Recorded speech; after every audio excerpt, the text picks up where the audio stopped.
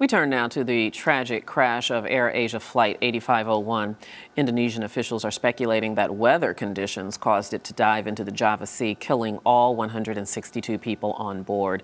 Meanwhile, search teams are trying to locate the plane's so-called black boxes, which would shed light on what caused the plane to go down.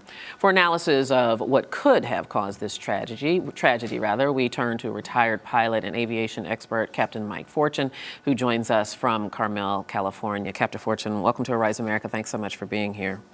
Good evening, Debbie. Happy New Year to you. Thanks for having me. Thank you. Happy New Year to you. It's not a Happy New Year for the families of those 162 people aboard AirAsia Flight 8501. I know that you weren't there, and I don't know if you're being briefed on this investigation, but a crash in that part of the world at this time of the year, sort of give me your top three on your laundry list of what most likely could have happened. The top three is pretty much all combined.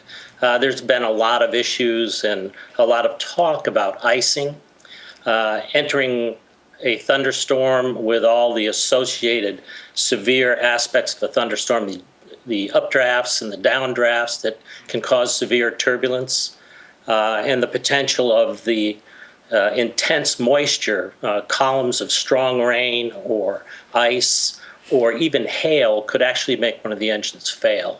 So right in there pretty much covers what probably happened. You know, it's a little surprising to hear that an aircraft of this size, isn't there technology enough and understanding enough of the elements to kind of avoid these kinds of things? Or are they still just real dangers in aviation? Actually, both. You hit on two topics, and that's both valid. The technology is there. They do have anti-ice systems that help protect the aircraft. However, Mother Nature is an extremely powerful force, and the thunderstorms themselves, particularly those in the intertropical convergence zone, can be extremely severe. And if you enter one of those, even today's most modern aircraft are going to have difficulty coming out of them, at least not slightly damaged. How complicated is it when the wreckage of an aircraft is under seawater? Even if it's all recovered, what complications does it add to the investigation? Well, the primary thing they're looking for right now on the investigation is, to recover the bodies. Immediately thereafter, they're looking for the flight data recorder and the cockpit voice recorder. Now, the flight data recorder has a unit which is called an underwater locator beacon, which is activated when the flight data recorder is immersed in water. It operates for approximately 30 days, sending out a ping, which can be heard by search teams.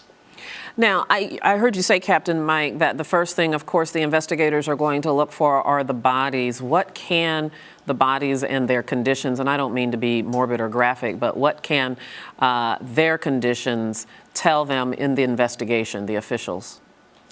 Well, I'm not an accident investigator, so to really speak to that, you need to speak to one who actually does accident investigations.